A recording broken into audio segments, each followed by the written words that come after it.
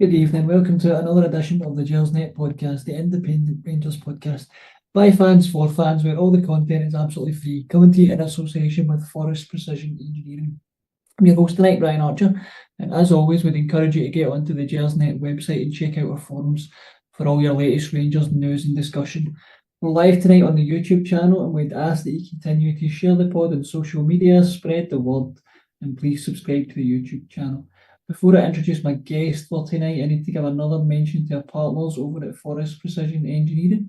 They're a Glasgow-based engineering company who have been a big commercial supporter of Rangers for a number of years, and we're delighted to have them supporting the podcast.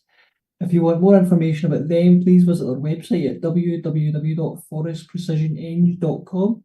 They also have a stunning executive lounge in the Ibrox main stand. And for more information on that, email the club at hospitality@rangers.co.uk. Right, now to bring in my guest, joining me tonight is Craig Ray. Craig, how's things? Yeah, not too bad, mate. Late night substitution here, so get even more injuries to talk about, even with ourselves. So it's just something that continues. But no, I'm delighted to be here. Bit of sad myself for Scottish football as well. Just seen it announced before the Hearts game when I was watching it, the sad passing of Dennis Law. It does seem held Rangers in very high regard. So yeah, it was some player, of course, being the age that I am. Never quite got to see him live, maybe just a few decades out, but certainly seen highlights and how well he was spoken of. So just want to send my own personal condolences to his close family and friends, and I'm sure the game at Old Trafford on Thursday will be quite a poignant one as well. Yeah, I think everyone at Gersnet would pass on their condolences to the Law family and friends, a true legend of the game. Right, Craig, first of all, we'll get into the Aberdeen game. First thing I wanted your take on was the team news. Now, surprisingly for me, it was an unchanged team from the win over St Johnstone. Particularly interesting was that he stuck with the same front four in Hadji, Cherny, Danilo, and again, man, is that the manager finally finding his best combination up front, particularly having two strikers on the pitch at the same time seems to make a difference? Yeah, I think so. And of course, just as he manages to find that, of course, Danilo gets ruled out with another injury. So that's brilliant. But I think that, we kind of have turned the corner, sort of maybe November time. And that was when Danilo came back into the team and he was playing with either Dessers or Egeman. It was mostly Egeman that it was working with that two-striker partnership. Be fair, on Wednesday, I thought Danilo was pretty anonymous. Not saying it was bad, but he didn't really seem in the game, and then obviously he got his injury and was taken off at half time. But I thought he was excellent last week against St Johnstone. So setting up Cherny's goal. But I think that front four, it's something that we're not going to be able to do in the next couple of weeks, at least. Maybe Barami will come in for him, but hopefully we continue to at least play the three other players in their positions, because they're all kind of hitting a wee bit of form. Cherny was, I think maybe his final ball let him down on Wednesday, but to be fair, he's had a good run in the team, so it's good that when he's probably been our most potent attacking threat this season out with Egeman now, but it's good to know that if he's not doing it, then we've got other players now that are starting to do it as well. So it was the second time this season that he'd picked the same starting 11. But again, it's one of those ones we did play really well, certainly in that first half against St Johnstone, much like we did the full game against Celtic. So it wasn't really surprising to see the same 11. But of course, just unfortunate with the injuries again. Yeah, and on the topic of injuries, another notable absence from the squad on Wednesday night was Oscar Cortez. I think the manager's confirmed today that he's got an issue that he's seen a specialist with. Is his lack of availability really starting to become a concern, given how much money we've got invested in him, in terms of it will be a fair chunk of our summer transfer budget that's going to have to be spent on an obligation to buy? Yeah, it's concerning is probably the nicest word that you can use to describe it. To be quite honest, it's unacceptable considering the the players that we've had in very similar positions to Cortez, in terms of just being too expensive and not available enough. I don't have anything personal against the guy. I think he is a talented player. But at the end of the day, why we're committed to an obligation of £4 million to come out of next summer's transfer window when the guy played about 4 games for us just seems like a really poor decision. Unless there's some way that we can possibly get out of it, I don't know. At the end of the day, we don't know exactly what's going to be in these contracts. The club will tell the media what's in them or the gist of it, but you don't know all the small print. There's stuff like Malik Tillman's contract and stuff like that we only found out about towards the end. So you never know. I do hope there is some way that we can get out of it, but this is Rangers, so the chances of that happening are very, very slim. So I wouldn't be surprised if it is a go for Cortez in the summer with that £4 million obligation to buy. And in my opinion, it's the wrong decision. We need guys that can contribute and can play football games. If you can't make it to your work regularly, you would get the sack. So I don't really see why it should be any different with football players, to be honest. Yeah, I just hope he's not another one of these players where in 12 months' time we're looking at, a kind of why did we sign him situation, to be honest, because he is a talented player when you get him fit, but the problem's been just getting him fit and him staying fit. Now, I thought we made a bright start to the game. I thought we were pressing really well, creating chances, and Egeman gets his goal within the first 20 minutes. That's now 9 league goals from him, and to be honest, he's only really come into the team in the last couple of months. We all knew at the start of the season that he wasn't ready. There was a lot of talk around where is he. Took a while to even start training with the squad, but from what we've seen from him so far, just how good could this kid go on to become? Because he looks as if he's got everything in his locker. Yeah, he's like Morelos without the baggage. And that's like perfect. When he first signed, of course, you don't know anything about him. You try and find videos of him and stuff like that, and it's difficult because of the league that he's playing in.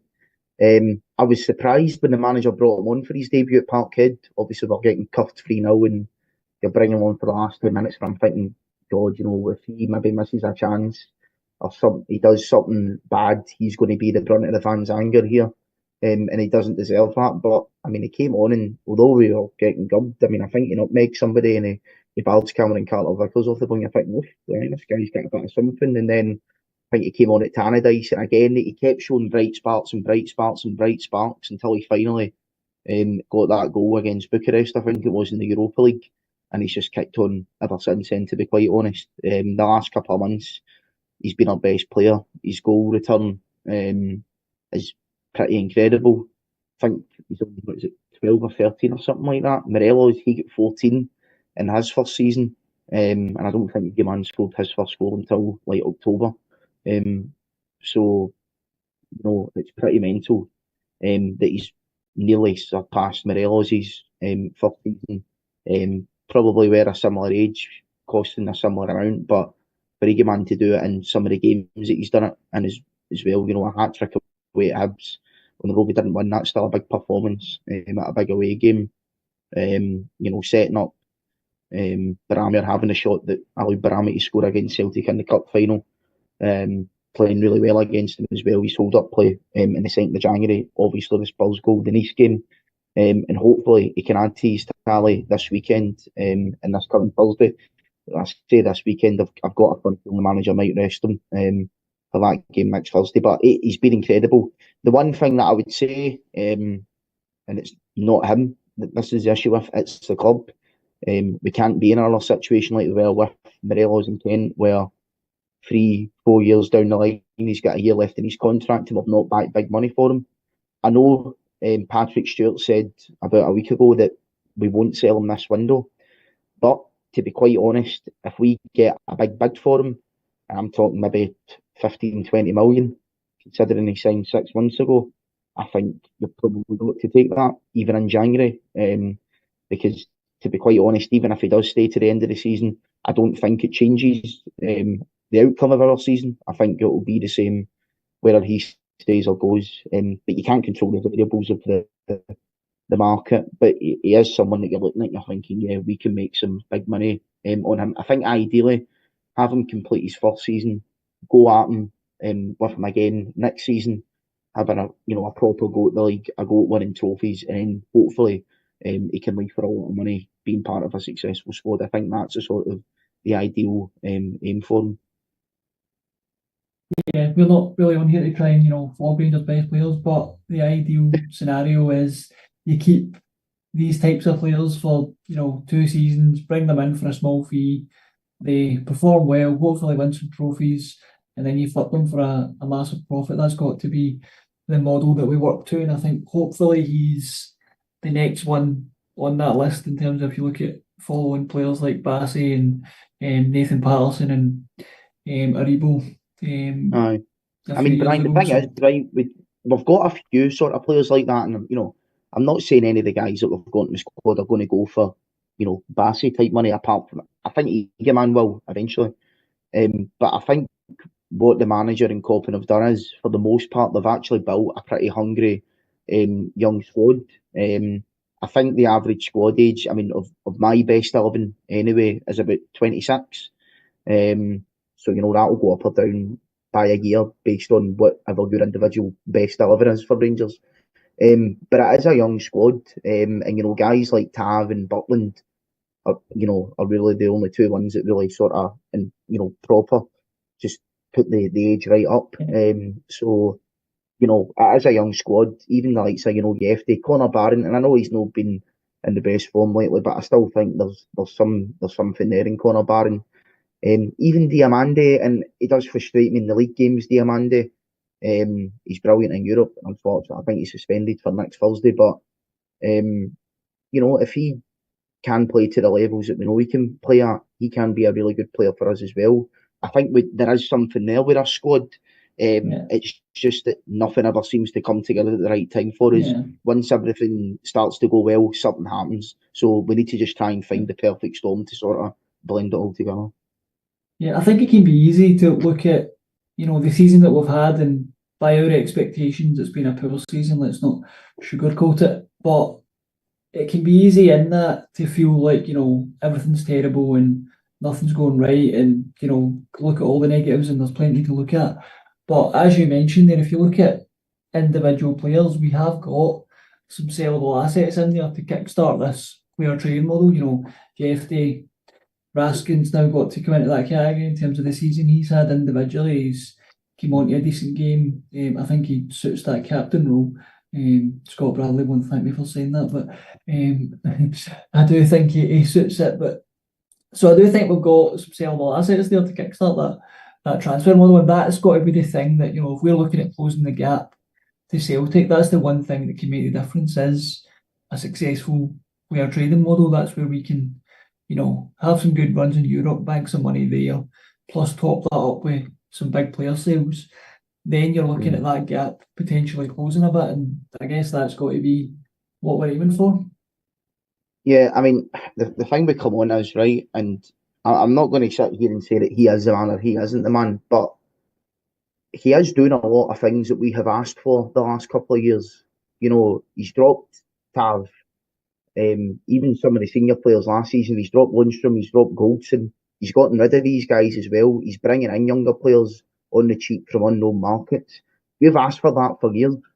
And now we're doing it. And he's, obviously he's going to get slagged for the results. That's fair enough. But he is doing a lot of things there that are good as well. And I think, as you say, Brian, when things are as bad as they are, people can just be bogged down and look at all the negatives. But, we need to try and have a more positive outlook on on the team and on life itself, to be honest.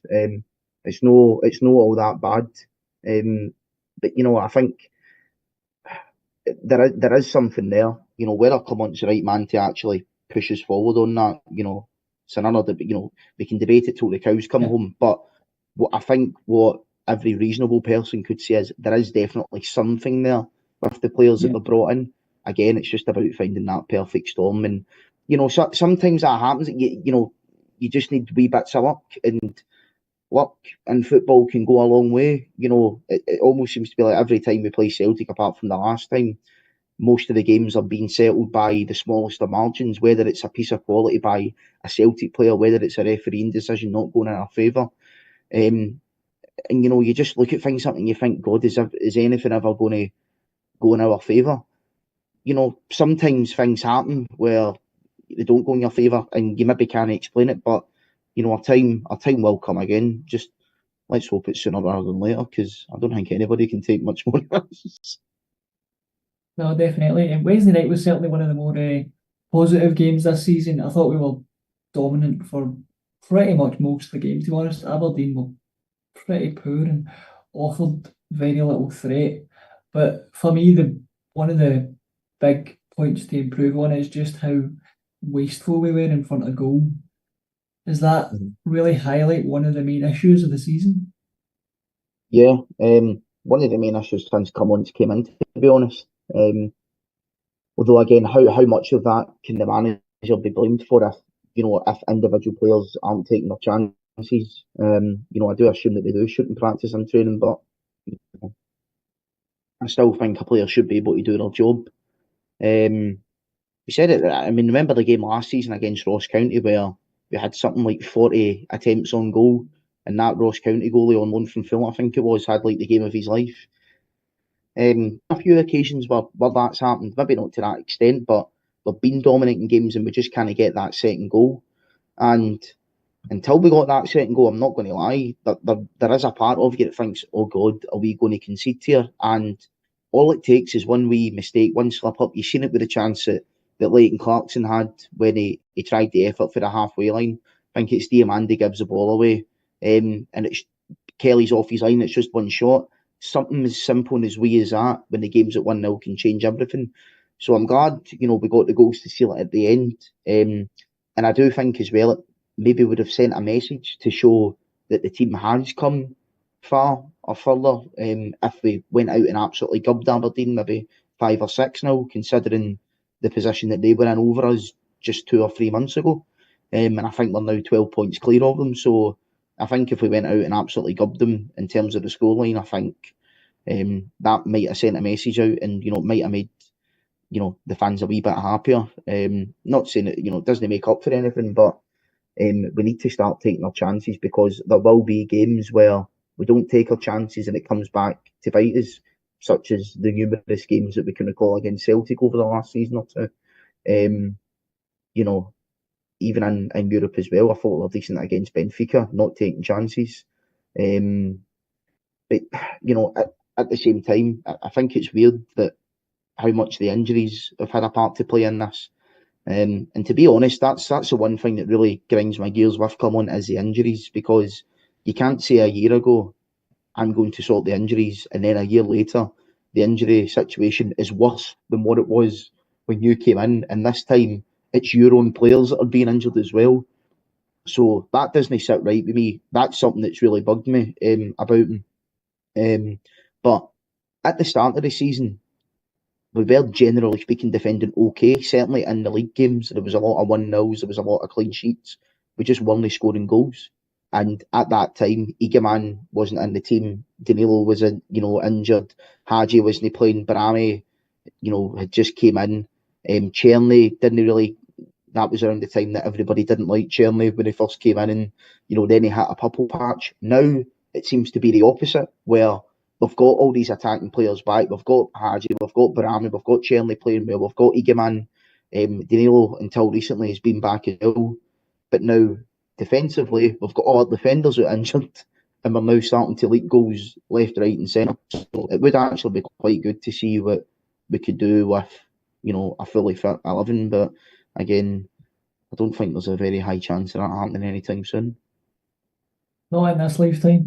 The thing that I sort of struggle with over these last 2 games is we've got 2 victories, both at home. But to be honest, I kind of struggle to see what we can take from them, because they were both at home. I would say almost everyone would have expected us to win those 2 games. But given how far adrift we are, and given that our struggles haven't really been at home this season, we've been almost perfect at home. It's really our away form that's the big problem. And Clement said that, for us to really make steps forward this season, we need to start correcting that away form. So what do we really take from these 2 home victories? I mean, I'll always try and take the positives. I mean, it's 2 victories. I mean, if we drop points or we lost or whatever, everybody would have been raging. I think the fact that, the second game there was against Aberdeen, and the gap there between us and them, it has shown. Considering a couple of months ago, I think everyone was pining for Clement to leave because being behind Celtic's bad enough. Being behind Aberdeen is just simply unacceptable at Rangers.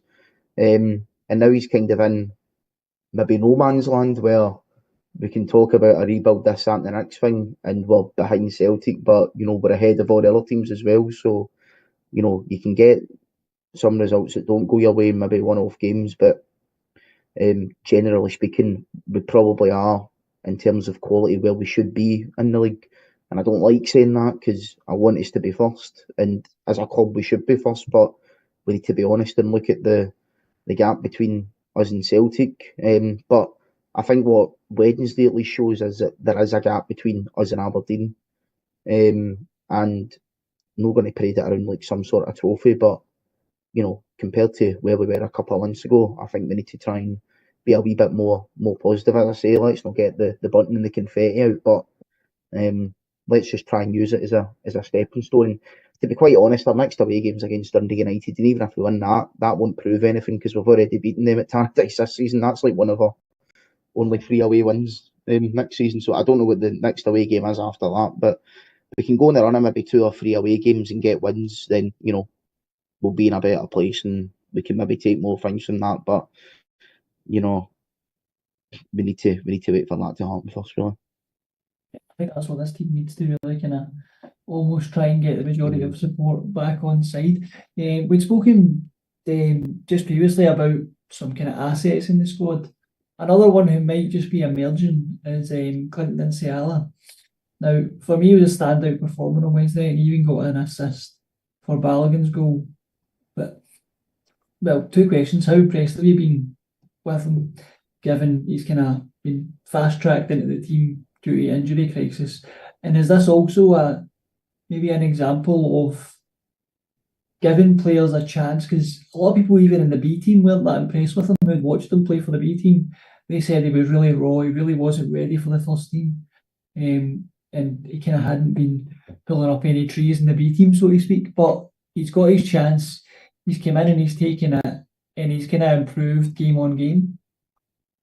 Yeah, he has. I mean, I think the thing with Nsiala is if we need to remember where the guys came from in terms of the AC Milan academy. And I know we're going to talk about the B team later on, but you hear a lot about we need to give young players a chance. Why is he not playing like Leon King? Well, like the Dundee game, for example, where he made his debut, why is he not playing Leon King? I mean, he did bring Leon King on against Hibs, and in my opinion, he was at fault for that third goal. Now, I don't want to come on here and be overly harsh and criticise the guy, but at the end of the day, if you are at Rangers, you should not be promoted to the first team simply because you're a young player and you come for here and stuff like that. You get promoted to the first team because you're good enough. You need to be better, or at least on a par with what's there. And Leon King, for example, sadly, I just don't think he's at that required level. I think he can have a decent career in Scotland, certainly maybe down south, but just no for us.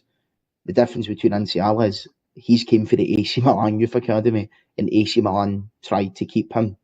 I think it was it Nesta or Maldini that tried to keep him. So if he's getting the seal of approval for one of them, let's try and go with it and back him. There's probably a reason that those guys rate him so highly.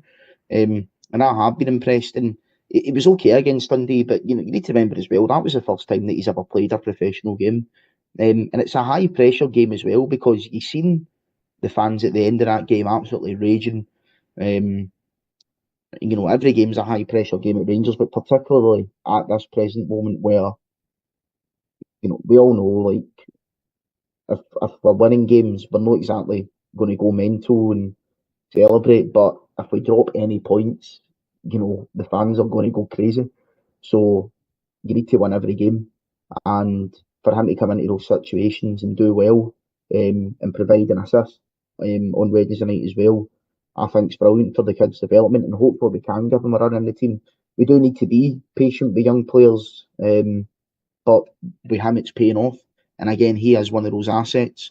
But I think he's done really well since he's came in. Hopefully he can continue to run the team going. He will play on Sunday, I suspect, because of the level of opposition. But see, to be quite honest, I'd throw him in next Thursday at Old Trafford as well, because he's in a good run of form, he's playing well. And I think maybe having Balogun next Thursday at Old Trafford, I think I'd be pretty fine with that. He'd be learning off a really experienced guy with good knowledge of the game. And you know, he does have something about him in Salah that I do like. And it's also the fact that the assist wasn't like a fluke ball that he put in, because about 5 minutes earlier he put in a similar ball that we were unlucky not to score from. So it's obviously a part of his game. Maybe he could play at left back as well, like another guy that we brought in that was pretty unknown that we got to sell for a lot of money. So you are getting those vibes from him. So long may it continue. I've been really impressed with him. Yeah, I think when young players are in a this kind of vein of form and confident, you probably want to just keep playing them through it. There will come a point where you'll need to give out the team and for a bit, but I think while he's on form and feeling confident, you're better just keeping him in now. Dessers added a third goal on Wednesday night to make the scoreline a bit more reflective of how dominant we were, but he's made comments in recent days about him potentially leaving the club this month. Do you think this would be a good time for us to try and recoup some money for him? I know he's a bit of a controversial figure amongst Rangers fans, but I think it's probably the right time for Rangers to try and get something back for him. I wouldn't go as far as saying a supporter of Dessers, but a sticker-upper of Dessers, if that makes sense. But I won't lie, I don't think I've spoken about it on here. I was raging with him after the cup final for no setting up to take a penalty. And personally, I was just like, nah, I don't want to see you play for Rangers again. The thing is, Danilo's out injured, so we're going to need to bring someone in. I don't think it will be Lawrence Shankland because he's also injured. In fact, no, that actually might make us speed up the process to sign Lawrence Shankland because he's injured. So if we do, look, it's the same way any player, right? Every player at Rangers is up for sale. Okay, it's just a case of the right offer coming in. Or sometimes not the right offer coming in, going by the money that we had allegedly brought in during the summer, which was basically a fire sale. But he's the same as any player at the club. They've got a price. If we can get some money back for him, whether it's in January or summer, you've got to do it. So honestly, it depends on whatever the buying club is. I think we've seen it before. It was maybe a team in the MLS that wanted to buy him in the summer. And then he just decided, no, I want to stay. But I think maybe it is looking now like if a club does come in for him and make an official bid, he probably will leave. We just need to get a half decent replacement in. Because let's be honest, he still has contributed. People have said stuff like he's the worst Rangers striker of all time, which is just nonsense. The most frustrating Rangers striker of all time, I think, would be a fair assessment of him. But at the end of the day, the guy has contributed over a season and a half. But like any player, if the right offer comes in, he'll leave. You mentioned a need to bring players in this window. Rumours this week linking us with a move for Dundee midfielder Lyle Cameron, and that could either potentially be on a free in the summer or this month for a small fee. For me, this reminds me of how we signed Glenn Kamara. Was similar. He was out of contract in the summer and we brought him in early. Is this the type of deal that we should be all over? For the price, yeah. I don't feel as if it's one of those ones where you don't really have anything to lose. I like the look of Lyle Cameron. I think he looks decent enough. I don't look at him and think he can improve the team right now, but it's obviously a project player. We need guys like that to come in. And I also want Rangers to have a core identity of Scottish players. It's kind of what I've been brought up on. And I think he's got something about him. He's got a good good shot, but he also likes a wee dig as well, so, he does have good attributes. I do remember a game last season where I was in the press conference after we played Dundee, and my God, he was issuing the most come and get me plea to Rangers ever in that press. So I'm talking about, how amazing the stadium is, and, yeah, it's good to get my name and my face out here on the telly playing against massive clubs like this and all that. So I think maybe come on and our Rangers representatives had already made contact with him, or maybe people would had people at Dundee games or something like that, and maybe he's caught on to it. So I think he's someone that will want to be here as well. And he seems to me the type of guy that would be grateful for the opportunity to come to Rangers, and that's what you want. You want guys that want to be here. They want to do everything to fight for the jersey, to fight for the club. So for the price, yeah, I've got no issues bringing him in. I know if he comes in the summer, we'd need to pay Dundee a development fee. I think for Dundee, it'll be a question of, do you want to be in the position that Aberdeen were in over Connor Barron, where you're waiting several months to get a payment because it's going to go to a tribunal, or we could just make Dundee an offer now for cash to take them off their hands.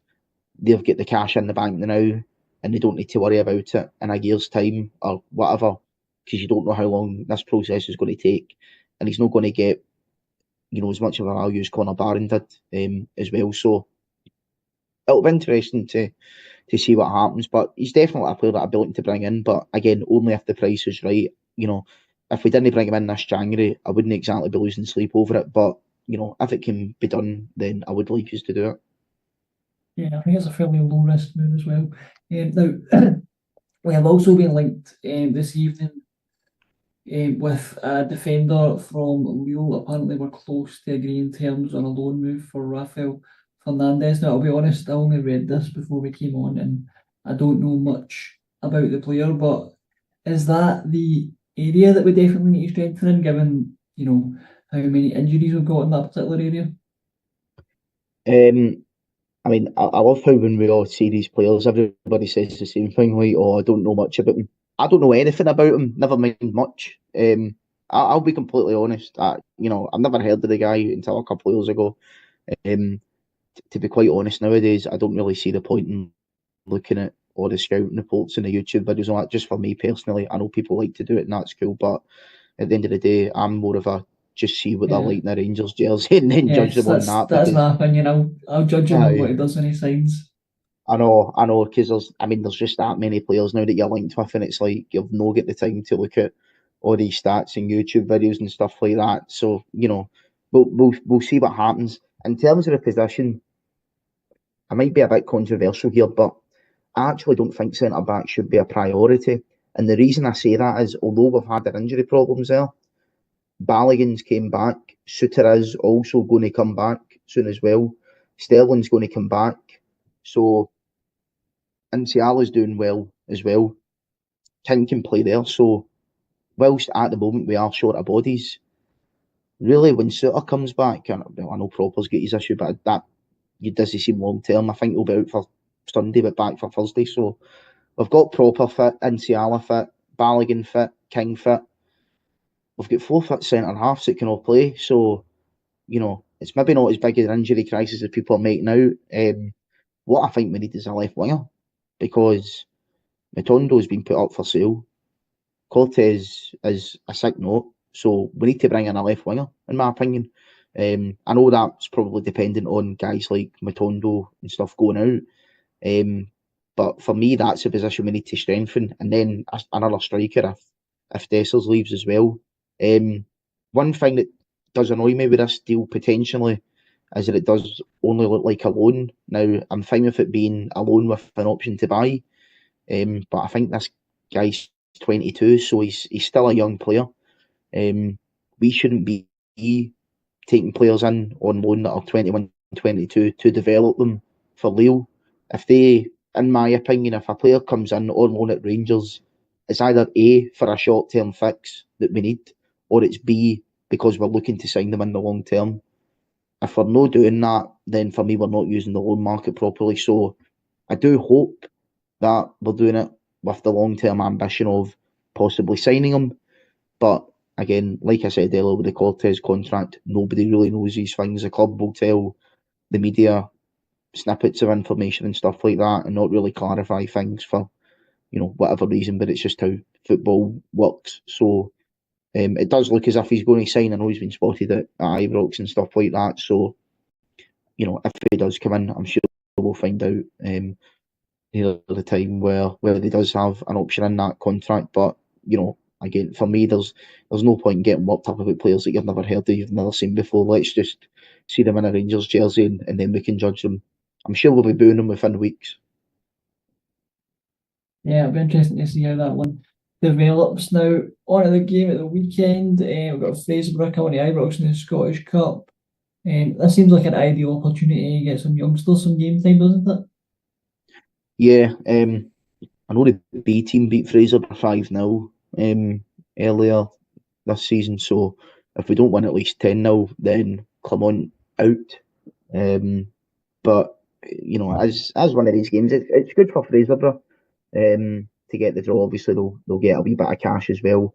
But I think for us also, it's a good chance at rotation. We've played the same team 2 games in a row. Excuse me. So, I mean, it would have been nice to give Oscar Cortez some minutes. But then I also wonder as well, is Matondo maybe going to play? Is it one of those ones where you maybe get clubs lined up and you want to play him to put him in the shop window, but you're also risking injury? It's the same with Dessers as well. I would expect him to start, but if you're trying to sell these players, why would you play them in these games? Because they could get injured. So, I think maybe it would be good to give Tav a start, maybe give him 45 minutes, 60 minutes or something like that. Inciala should continue to play. I'd probably continue to play Kelly, even if Butland's back. I actually think Butland would be quite good just coming right back in at Old Trafford with a point to prove after leaving there. Maybe go with Yilmaz at left back. Other centre back with Inciala probably will be Balogun. But then, maybe it's King, who knows. Barron should play. I think it'll be a good opportunity for him. Barami as well. Not seen much of him lately, so it would be good to see him start. McCausland as well, I know he done media duty. So there are players there that we can choose from. But again, it's like your Dessers, Matondos, your Dills. It's like, does the manager play them because he wants to put them in the shop window and obviously get the game wrapped up early, or risk injury, which, let's be honest, it would be pretty risky being Rangers. So yeah, it is an opportunity to play the young boys, and hopefully a few of them can get a run out. For me, he's not going to learn anything by playing players like Dessers, Dowell and Matondo. I would rather players like Bailey Rice, Zach Lovelace, Finlay Curtis maybe get a game. For me, he's going to learn a lot more playing those players than he will playing players like Dessers, Dowell and Matondo, to be honest. On the subject of the B team, obviously Rangers kind of didn't necessarily announce it, but they've certainly let it be known this week that they'll, moving forward, they're going to prioritise loan moves for our youngsters over B team football. Obviously, there's not a B team league for them to play in. They've been playing these best 3 best games against other B teams across the UK. Do you think this is a positive move? And just kind of in a wider discussion, what is your thoughts on kind of where B team football is in Scotland and how we try and move forward? Because I think across the board, to be honest, it's really not in a good place. And if you're a young Scottish talent, you're really not coming to a Rangers or a Celtic. You're probably not. It's not the best place for you at the minute. Well, speaking about young Scottish talent, so why is it that you're getting a lot of young Scottish talent sort of moving down to England? And let's just not use the lazy answer and say money, because that would be easy to say that. I do think there are players out there that genuinely look at their long-term future, not just through the prisms of what's going to be in their bank account. I mean, Billy Gilmore, for example, he was offered life-changing money to go to Chelsea, so maybe that's a bad example. But I think at the same time, if he was offered a bigger contract with Rangers, maybe earning, I don't know, 25% of what he was going to earn at Chelsea, but he was going to be promised progression and a chance in the first team, maybe he would have stayed. But there's other guys like that as well. Who was the boy that went into Villa? I can't remember his name. That was a striker for us. Was it Archer? Cameron Archer? Is that his name? I think so, yeah. There was I another, think was there another Rory Wilson? Was there another one that Rory Wilson. That um was it. That was it. Cameron Archer's a goalie actually. I think. Don't know where that came from, but I just don't think it's good enough in Scotland. And the thing about Philippe Clement is we can slag him all about maybe not having the right tactics and whatnot, and not being very good at winning at dodgy pitches in Scotland, but he's developed a fair few decent players across his time across the board in Europe. He's managed in Belgium, he's managed in France, he's played across Europe as well. Even Coppen, as much as he is a young guy, he's still been part of what's been a pretty successful period for PSV as well. So these guys are coming in and they've got the experience of what it's like in other leagues across Europe. And you've heard Clement say it a few times, it's not just about Rangers, it's about Scottish football as a whole. So when you've got guys from the outside coming in and looking at it that have got good experience, that have been successful elsewhere, I think we should listen to them. For me, the B teams in the Lowland League that we done a couple of years ago, it didn't work because the Rangers B team was better than most of the teams in the Lowland League, so they weren't really being tested. I think if you were going to do it, they would need to be in the third division. The problem with that is the third division clubs were never going to vote for it, so it was never a possibility. And again, that's Scottish football, in my opinion, cutting its nose off to spite its face. Sort of wee greedy chairman in weird parts of Scotland that you don't hear of until the Scottish Cup third round draw, because it's owned by like the local biscuit factory owner or whatever, that think they're bigger and better than people. That it's just tin pottery, to be quite honest. So I don't understand some of these people's motivation,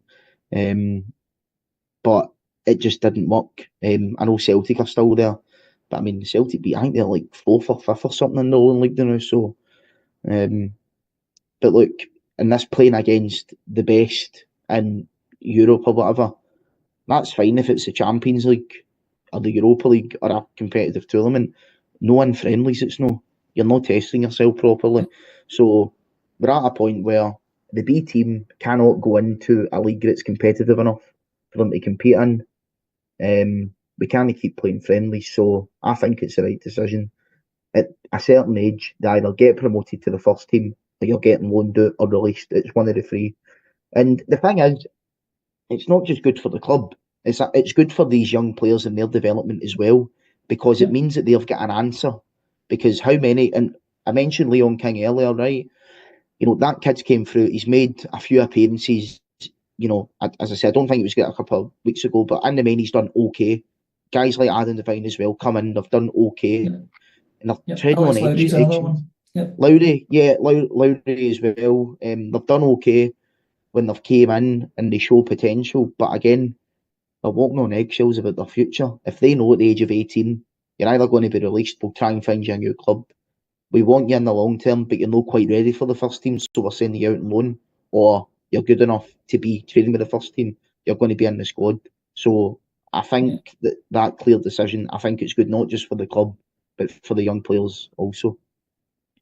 Yeah, for me, it's the most sensible of all the options. If we really wanted to move youth development in Scotland forward, it would require all clubs to gather round and have a sensible conversation about, the good of the game and not just one or two clubs.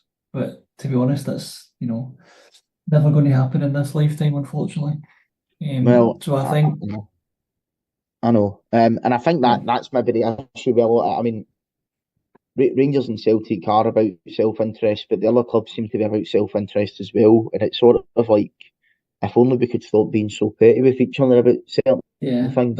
And I get rivalry and all that, and that's cool. That is what makes Scottish football so special. But at the same time, there are some issues like youth development. I mean, do we know all one? For the Scotland national team. I mean, maybe a lot of Rangers fans don't, consider the way that we were treated. But again, that's another thing about the wider point of Scottish football tin pottery. It's the fact that Rangers fans we're the biggest members of the Tartan Army, and because of everything that's happened with us over the last decade or so, a lot of Rangers fans are now either tuned out or not, are not supporting the national team. So it's good for everybody. Let's just try and come together, come to some sort of, arrangement with every club. Don't just think about the short term. But that's what I don't understand as well. But like, for example, letting us into the third or the second division, because you get more crowds at B team games than you do in most third division games. So surely if you're the chairman of bloody Elgin, you'll be licking your lips going, oh aye, a few Rangers fans coming down, stuff like that. Possibility of the games being televised on Rangers TV, more money and stuff like that. And if these players do well against, the wee Rangers teams, maybe they can be sold to a first division team or even a Premiership team as well. Look at the likes of Jamie Vardy doing with Fleetwood. You've actually seen there's a few examples down in England the last few years of guys going from non-league and actually doing really, really well in the Premier League. You don't really hear that up in Scotland. I think Rory McAllister was probably the best player in third division history. Probably could have done a lot, more with his footballing career, but I think he always said that he wouldn't leave Peterhead because he would actually have made less money as a full-time footballer than he would working his actual job and also playing part-time with Peterhead. So that's something as well that we need to do to stop guys like this going, through the system. We need to come to the right conclusions for the young players, and I think this one's good for the club and the young players as well. Yeah, I think so, to be honest. Right, before we finish up, Craig, have you got a score prediction for Sunday? I mean, it should be at least 6-0, but games like this rarely happen like that. So I'll say 4-0. Realistically. I'll take that. Yeah, I'll take that, to be honest. Right, I think I'll call it time there. All that's left for me to do is thank my guest, Craig. Thanks for joining. Absolute pleasure, mate. Thanks, guys. Thank you. As always, we've been live tonight. The show will be available on all podcasting platforms, iTunes, Spotify, Acast and Stitcher. We'll be back on Sunday. I think it's Craig, Ben and Chris Jack, if I'm not mistaken, to review all of the action on the weekend's match. Until next time, bye for now.